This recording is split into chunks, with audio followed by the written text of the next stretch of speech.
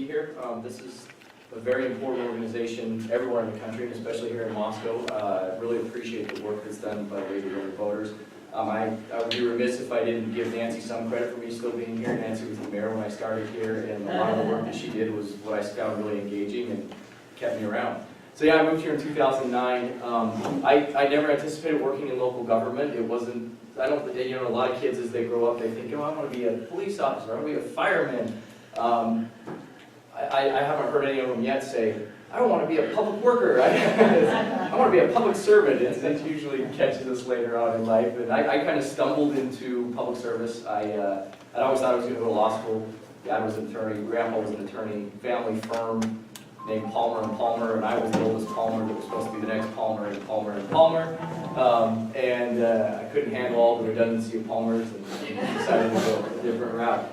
I stumbled into public work starting as a seasonal employee. I was shoveling asphalt and fixing water lines, and this is as I was doing my undergraduate degree. I got married and had a kid on the way and needed a job, and I was just loving it. And I'd never done manual labor really before. You know, I'd helped my grandpa on the farm, but never in a real way like this.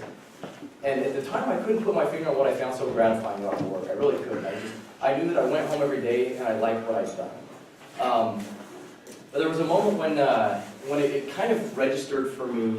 We were fixing a water leak on a water service, and so we dug up this water service, fixing this leak, and there was a family that was there, and it was early in the morning. They were trying to get little kids ready and trying to get off to work and get off to school, and because of this water leak, the water was shut down, and they couldn't go about their day. There wasn't really anything they could do. They had to sit and wait.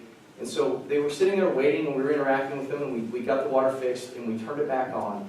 And the little kids were just shouting with joy. They were just so happy, like, oh, the water's back, the water's back. And it was such a critical thing. And I realized that I really loved the need-driven nature of the work. Like, I loved that we weren't fulfilling wants, we were fulfilling needs. And that's what I love about local government. And I think it's so important about engaging, like you all do so much with local government, is that local government was the first government. It is when we decided that we wanted to quit foraging and wanted to settle in set places. I like to think that was because we like doing things like this. We like spending time with each other. We want to be able to go down to the restaurant and to the winery and to the grocery store, and we want to interact with more than a tribe of 12 people that we wander around the woods with. But when we did that, when as a species we said, hey, let's all stay here and hang out, that necessitates certain things, and infrastructure is what that necessitates. And so I really get a big kick out of working on infrastructure because, to me, it facilitates all the beautiful things. I think meaningful interactions with other human beings are what bring most of us joy. That's what we live for, and that's what, in a large part, we get to facilitate. Something that's really important to me is that we do that responsibly. And that's something that, you know, that whole development of, you know, that tribe that settles down, the first question that gets asked, I think, when they settle down is, okay, who's going to get the water? And where are we getting it from? How are we taking care of our waste? How are we going to, now the things we no longer can produce because we're in this fixed place, how are we going to have transportation to get those things? And really that's local government evolved over time. That's still what we do. It's still, how are we getting the water? It's a collection of all of us who come together and say, how can we do this? But the modern age and what we've seen happen with our environment and our climate, humans have a really disproportionate impact on the climate based on those activities. Because we settled down in one place, and we had the agricultural revolution and the industrial revolution, and all of this happened, we developed the capacity to live in huge groups, and we get a lot of gratification out of that, and we have artistic development and a lot of beautiful things that happen. But we are still really learning about the impact that has had on our environment. And that's something that we continue to learn about, and I think that it's critically important that we consider how we mitigate that impact to the maximum extent possible. And that's something that I found really gratifying about working for the city of Moscow.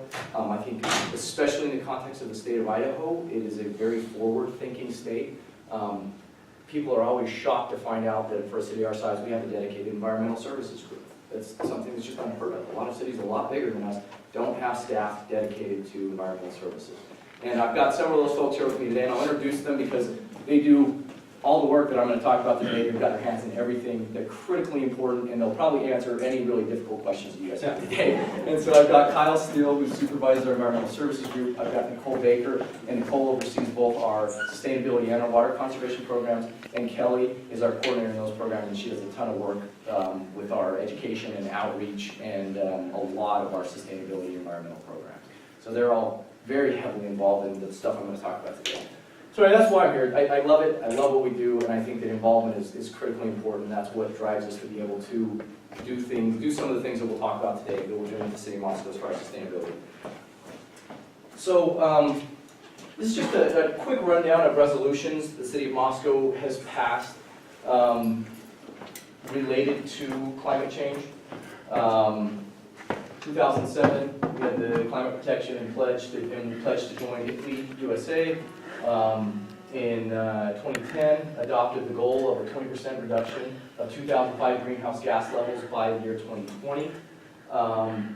2013 was a reconfirmation of the reduction goal.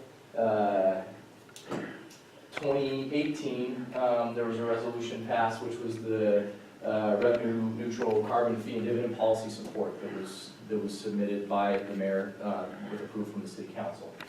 And so Moscow, I guess I bring this up not to dive too deeply into any of these, but that Moscow has a history and an early history of caring about this stuff. This is something that matters to us and something that the community has expressed through the elected officials that we want to focus on and we want to pay attention to. So I'm going to dive into the greenhouse gas inventory piece because I think that's a really important component. Having that 20% goal is something that drives us. We always want to set a goal and say, okay, let's see if we can do this. Let's get after this. And there are a lot of things that the city can do toward that. But I think one of the most important things, a lot of times we'll have people make comments, almost poo-pooing the efforts that we can make. Oh, sure, well, if the city converts X number of vehicles to EVs, like what's the overall impact on the climate? It can't be that much. But I think that by and large, the city and our city government is a way that we as residents of this city make a statement about who we are. It's that collective of us. And so the way the city behaves should be a reflection of the values of the community, and it's a very visible reflection of the values of the community. And so I think that beyond just the baseline numbers that are generated by the city, that statement of values I think is very important. It's very important here locally with our residents because the sense of identity and a sense of place is important and it influences the way that we behave. You're far more likely to change a behavior based on pressure from peers, based on an identity that you buy into, a group identity, than you are based on some external person wagging a finger at you. That's not what humans are motivated by. And so I think that's critically important in those areas. We did some traffic signal upgrades, which were highly impactful. We went to all LED traffic signals, and traffic signal, you think that's a light that's going 24/7 all the time, running all the time, and that had a big impact. Some of the things that we don't think about a lot are things like the variable frequency drives on our wells. And what a variable frequency drive on a well is a well it's a big, huge user of electricity. And when that well kicks on, it's a pump. It's a big, huge, couple hundred horsepower pump. It kicks on and it hits and it pumps. And if you have a variable frequency drive, what you're able to do is you're able to ramp the pump up to speed and ramp it back down to speed. If you don't have that, it's basically the equivalent of going full throttle and fully off all the time. So every time that pump kicks on, full throttle off, full throttle off. You can imagine if you drove your car that way, how much more gas you would consume. That's basically what happens with electricity with pumps if you don't have variable frequency drives. And so that's been a big contributing factor in reduction of electricity. Electricity is a large sector of our greenhouse gas emissions is electricity because you think about some of the infrastructure that the city has, primarily in our water production and our wastewater treatment. Those are big contributors to the city's greenhouse gas emissions. And so those are some of the things that we've done. Other areas that are smaller but still have an impact is that we really try and optimize the use of our system. And so we've reviewed, for example, how we phase our pumps and when the pumps come on and when they go off so that we make sure that we're maximizing the efficiency of that entire system. And so those are other things that, and then just a lot of routine maintenance, making sure that they're properly maintained. Just like a vehicle run cleaner when it's maintained, making sure that they're being taken apart, properly lubricated, reassembled, replaced when they need to be replaced. Those are all big components to the greenhouse gas emissions. We've had LED upgrades, a lot of lighting, security lighting and internal lighting. We've done that throughout the city. The boiler at the aquatic center was recently replaced. Fleet reductions. We've seen a 15% reduction in our fleet usage based on some principles that we call our Eco-Driver program that I'm going to dive to a little bit here in just a second. And then LED lighting upgrades that were completed in 2017. We had a net savings of 6,423 kilowatt hours over the previous year, just with those LED lighting upgrades. Is And there so- a dollar value on that? You know, It's 10 cents per kilowatt hour, is roughly what this means.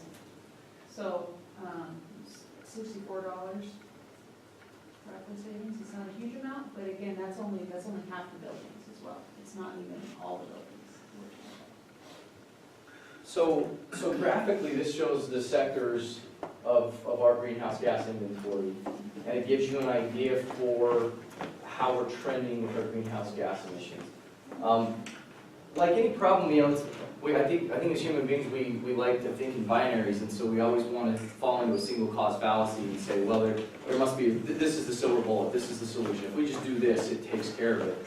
And I think that can be the daunting part for a municipal government, is that there are so many little things that we have to do to have a big impact. That we have to look at every area of our operation and say, okay, we got to do this little piece. But I think the important aspect of that is whoever just has that little piece and only looks at that little piece says, come on, how much difference can it honestly make if I don't idle my vehicle for an extra 3 minutes when I start in the mornings on a cold day? Like, how much difference can that really make? It's just this vehicle when I just started idling. And so we've really worked to try and help all of our employees see the big picture. And we try and tell those success stories on the grander scale so that they understand what their piece did. They see their piece in the larger bank of what the city's doing. And to me, I think that's been a critically important component of the program, is educating our own employees and staff about why this matters, and specifically why their piece matters to the whole of what we're attempting to do. Because every section has their piece, and we'll make this all available to everybody, so if they want to dig into this,